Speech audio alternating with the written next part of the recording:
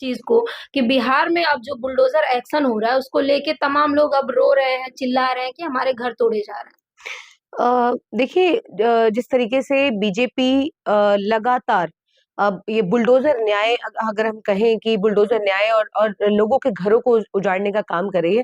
देखिए, सरकार का काम होता है लोगों को घर मुहैया कराना, लेकिन यहाँ पर लोग जिनके पास घर है उनको उनसे भी छीनने का काम कर रही है। लेकिन देखिए, अफसोस होता है कि इस तरीके से बीजेपी आज पूरी तरीके से मैं कहूंगी कि गरीबों के हित के काम करने की बजाय आज पूरी तरीके से उनके विरोध में खड़ी है। और आज जिन बांग्लादेशियों के नाम पर या जगह जगह पर जिन लोगों को परेशान किया जा रहा है कि जगह जगह छापेमारी की जा रही है, लोगों के घरों को उजाड़ा जा रहा है। देखिए, कहना चाहते हैं कि 2000, आपको याद होगा नोटबंदी हुई थी और नोटबंदी के बाद 2014 के बाद से विकास की बात हुई थी कि हैं। विकास होगा, सबका साथ सबका विकास की बात हुई थी। लेकिन विकास तो नजर नहीं आया, लेकिन जो विकास कांग्रेस के वक्त में हुआ था उस विकास को भी छीना जा रहा है, नौकरियां छीनी जा रही हैं, महंगाई का आप जानते ही हैं। तो इस सर्द रातें हैं, और सर्द रातों में जिस तरीके से लोगों के आशियाने उजाड़े जा रहे हैं, देखिए अफसोसनाक है। और जिस तरीके से घुसपैठियों के नाम पर ये सब हो रहा है, जी। बुलडोजर एक्शन, तो देखिए सबसे पहले तो अमित शाह जी को और प्रधानमंत्री जी को इस्तीफा देना चाहिए, क्योंकि अगर अब भी नोटबंदी के बाद आतंकवाद नहीं खत्म कर पाए, नोटबंदी के बाद आपने कहा था कि घुसपैठ खत्म करेंगे और आप हमें सत्ता दीजिए, 50 दिन आपने कहा था कि 50 दिन के अंदर हम जी। घुसपैठ बंद कर देंगे, लव लेटर लिखना बंद करिए, ये सब प्रधानमंत्री जी के बोल थे। तो देखिए, अब जिस तरीके से लोगों के घरों को उजाड़ करके और आप घुसपैठी ढूंढ रहे हैं, तो मुझे तो लगता है कि इस कुर्सी पर बैठने लायक नहीं है आप। तमाम वादे आपने बताए कि प्रधानमंत्री हो या गृह मंत्री हो, इन्होंने वादे किए, लेकिन वहां के जो गृह मंत्री हैं सम्राट चौधरी बिहार के, वो कह रहे हैं कि जिस तरह से उत्तर प्रदेश में बुलडोजर बाबा का बुलडोजर चला, अब बिहार में भी अतिक्रमण हटाया जा रहा है। देखिए, गरीबों के आशियाने छीनना ये कोई मैं कहूंगी कि विकास नहीं है। ये राजनीति, वो ऐसी राजनीति करते हैं, हिंदू मुसलमान की राजनीति करते हैं। इनको इनकी राजनीति को जो सूट करता है कि अपने फायदे के लिए लोगों के आशियाने उजाड़ने का काम करते हैं, और फिर इसी को ये समझते हैं कि बहुत बड़ा काम इन्होंने किया है, नाम बदलना। क्योंकि कोई नए नए इंस्टीट्यूशन नहीं बना सकते, एम्स आईआईटी नहीं बना सकते, लोगों को घर मुहैया नहीं करा सकते। आपको ये भी याद होगा कि 2022 तक सबको अपना पक्का घर मिलेगा, जी। जल मिलेगा, नल मिलेगा, एलईडी बल्ब मिलेगा, जाने क्या क्या मिलेगा, बुलेट ट्रेन भी देने की बात हुई थी। लेकिन 2022 से आज हम 2025 में खड़े हैं, ऑलमोस्ट ये साल खत्म होने जा रहा है, लेकिन अभी तक ना बुलेट ट्रेन आई, ना 15 लाख रुपए आए, ना एलईडी बल्ब मिला किसी को, ना जल मिला, ना घर मिला। तो देखिए, आज जिस तरीके से अतिक्रमण की बात करें, घुसपैठियों की बात करें, देखिए नए नए बहाने हैं, ये नए नए बहाने लेकर के लोगों के आशियाने छीने जा रहे हैं।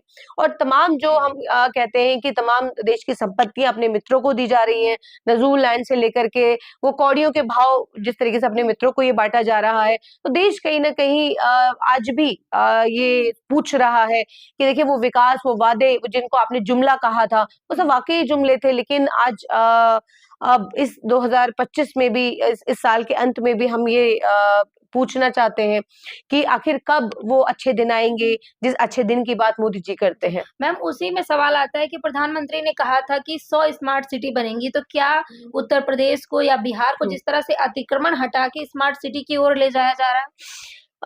ये कैसा भारत है, ये अमृत काल जो कहा जा रहा है कि अमृत काल में स्मार्ट सिटी बनाने के बाद कहाँ पे, आप बताइए मुझे कि कितने स्मार्ट सिटी बने हैं। आज देश के हालात जो है वो हम सबके सामने हैं कि स्मार्ट सिटी के नाम पर आप लोगों को किस तरीके से बेवकूफ बना रहे हैं, हिंदू मुसलमान कर रहे हैं। एक तरफ कोई नए ढोंगी बाबा निकल के आते हैं, वो कहते हैं कि देश को जो है वो कहीं ना कहीं हिंदू जो देश बनाने की कोशिश हो रही है, कहीं ना कहीं एक कोई बाबा निकल के आ जाते हैं, वो ये कहते हैं, धीरे आप खुद नाम ले रही हैं कि वो कहते हैं कि वो ऐसी सोसाइटी बना रहे हैं जहाँ पे सिर्फ हिंदू रहेगा। तो देखिए, स्मार्ट सिटी कहाँ है, वो स्मार्ट सिटी में रहेगा कौन, कहाँ है, कब बनेगा, क्या मतलब उसकी रूपरेखा क्या है, अभी तक सामने नहीं आई है। लेकिन अभी तक कोई स्मार्ट सिटी सामने नहीं आई है। वो स्मार्ट सिटी किसके लिए होगी, या उसमें कौन लोग रहेंगे, कौन कौन से वीवीआईपी रहेंगे, क्योंकि आम गरीबों के तो आशियाने छीने जा रहे हैं। मैम दूसरी तरफ आप देखेंगी तो नीतीश कुमार हिसाब खींच लेते हैं, तो क्या ये सब भी विकास है? जिस तरह से बिहार में महिलाओं को 10-10 हजार रुपए दिए गए, तो क्या वो हर्जाना भुगत रही हैं 10-10 हजार रुपए लेने का? देखिए मतलब जिस तरीके से बिहार चुनाव हुए, बिहार चुनाव में क्या किस तरीके से सत्ता का दुरुपयोग करके ये चुनाव जीतते हैं, ये तो हम सब जानते हैं। एजेंसियां आज कितनी स्वतंत्र हैं, ये भी हम सब जानते हैं, और उन्हीं एजेंसियों का दुरुपयोग किया जा रहा है और ये चुनाव जीते जाते हैं। और लोकतंत्र के अंदर इस तरीके के चुनाव जीतना, मैं कहती हूँ कि डेमोक्रेसी के लिए, लोकतंत्र के लिए ये एक बहुत घातक साबित हो रहा है, क्योंकि आज जो जब कहते हैं कि सत्ता आती है तो साथ साथ तानाशाही भी आती है, और तानाशाही के तहत जिस तरीके से ये मोदी सरकार चुनाव करवा रही है, देखिए बहुत बहुत देश के लिए घातक है। लेकिन हाँ, ये सही है कि आज जो देश के सामने हालात हैं, महिलाओं की अगर हम बात करें, महिलाएं सड़कों पर हैं। आज नीतीश कुमार, जब नीतीश कुमार की बात होती है तो नीतीश कुमार जी किस तरीके से औरतों के घूंघट या बुर्का जी। खींचने का काम करते हैं और ठाके लगाते हैं, उनके सहयोगी ठाके लगाते हैं। उस पर एक उनके मंत्री कहते हैं कि हाथ तो नहीं डाला है, बुर्का ही तो खींचा है। तो देखिए ये देश की आज मैं कहूंगी कि स्थिति है कि यहाँ पर महिलाओं को लेकर के देश की आधी आबादी जिसके लिए ऐसी सोच कहीं ना कहीं ऐसे जो पद पे बैठे हुए हैं उनकी ऐसी सोच पनप रही है। मैम वहीं दूसरी तरफ देखेंगी तो जेडीयू में भी तो लगातार टूट हो रही है, जो है तमाम नेता आपस में ही लड़ रहे हैं। देखिए सत्ता के अंदर, राजनीति के अंदर बहुत सारी ऐसी चीजें होती हैं कि आपस में घर में, क्योंकि एक घर में हम रहते हैं तो एक घर में कलह भी होती है, लड़ाई झगड़े भी होते हैं और फिर मेल मिलाप भी होता है। तो देखिए सब चीजें होती हैं, लेकिन सवाल ये नहीं है, आज देश के अंदर सवाल और मुद्दे कुछ और है कि पार्टियां कहाँ पर आपस में उनके क्या कलह चल रही है, ये देश का मुद्दा नहीं है। मुद्दा आज वो बेटियां हैं जिनका नारा ये दिया गया था कि बेटी पढ़ाओ बेटी बचाओ।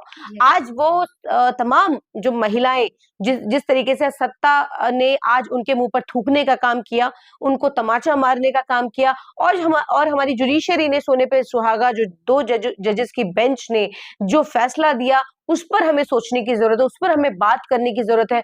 आज हालात ये है कि उस पर बात कोई करने को तैयार नहीं है। देश की आधी आबादी आज पूछ रही है, आज ये कह रही है कि हमने आपको वोट दिया, सत्ता में बिठाया, कुर्सी आपको सौंपी, और आपने हमारे साथ क्या किया। कोई कहीं पर कोई किसी का घूंघट खींच रहा है, कोई कपड़े खींच रहा है, कोई किसी महिला को नंगा कर रहा है, कहीं पर रेप हो रहे हैं तो एफआईआर दर्ज नहीं होती, अदालत के आदेशों के बाद एफआईआर दर्ज होती है, और उसके बाद न्याय मिलना तो बहुत दूर की बात है। जिस तरीके से जो हालात हैं उन सबके सामने हैं कि वो बेटी इंडिया गेट पर इंसाफ मांगती है, अदालतों के बाहर इंसाफ मांगती है, पार्लियामेंट के बाहर, संसद परिसर के बाहर इंसाफ मांगती है, और इंसाफ के नाम पर उसे क्या मिलता है? मैम लेकिन कहा जा रहा है ना, अपराधियों के घर पे बुलडोजर चलेगा, बुलडोजर एक्शन होगा। चलाइए ना, मैं कहती हूँ चलाइए ना। आप कब चलाएंगे?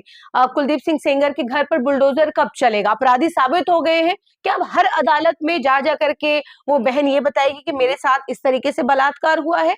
हर अदालत में उसको ये प्रूफ देना जरूरी है क्या कि मेरे साथ यहाँ पर भी मुझे बताना जरूरी है, ऊपरी अदालत में भी बताना जरूरी है, हर अदालत में बताना उसके लिए कि जब अपराध साबित हो गया तो फिर जुडिशरी किस तरीके से उसको बेल दे सकती है, उसकी सजा निलंबित करके उसको आप बाहर का रास्ता दिखाते हैं। ये कहीं ना कहीं उन बेटियों के साथ बहुत बड़ा धोखा है।